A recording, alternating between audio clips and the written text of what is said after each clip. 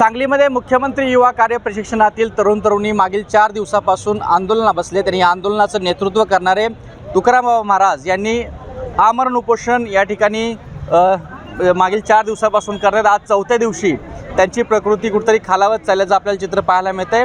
या 4 दिवसामध्ये सरकार दरबारी या आंदोलनाची म्हणावी अशी दखल घेतली गेलेली नाही आहे। त्यामुळं ज्या राज्यभरातील जे मुख्यमंत्री युवा कार्य प्रशिक्षणार्थी जे राज्यभरातून या ठिकाणी आंदोलनाला बसलेत, जर आपण पाहिलं तर उन्हातानामध्ये दिवसभर हे या ठिकाणी आंदोलनाला बसलेले आहेत।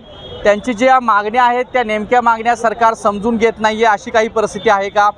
ज्या पद्धतीची त्यांची मागणी आहे की आम्हाला कायमस्वरूपी रोजगार दिला जावा, यामध्ये सरकार नेमकी स्पष्टता करण्यामध्ये सरकार काही कमी पडतंय का हे स्पष्ट होत नसल्यामुळं आता अजूनही मागील 4 दिवसापासून हे आंदोलन सुरू आहे। या तरुण तरुणांना नेमकं सरकार या ठिकाणी पुन्हा एकदा सेवेमध्ये घेणार का नाही याची स्पष्टता होत नाही। आणि दुसरीकडं या आंदोलनाचं नेतृत्व करणारे तुकाराम महाराज यांची प्रकृती मात्र आता ढासळत चाललेली आहे। अशा पद्धतीनं सांगलीमध्ये मुख्यमंत्री युवा कार्य प्रशिक्षणातील तरुण तरुणींचं आंदोलन जे आहे त्या आंदोलनाकडं राज्य सरकारनं अजून पुरेसं दुर्लक्ष या ठिकाणी केलेलं आहे आणि त्यामुळं साहजिक आहे या तरुण तरुणींच्या भावना ज्या आहेत त्या आता संतप्त होताना कुठेतरी दिसून येत आहेत। कॅमेरा पर्सन योगेश सोबत कुलदीप माने, एबीपी माझा, सांगली। एबीपी माझा, उघडा डोळे बघा नीट।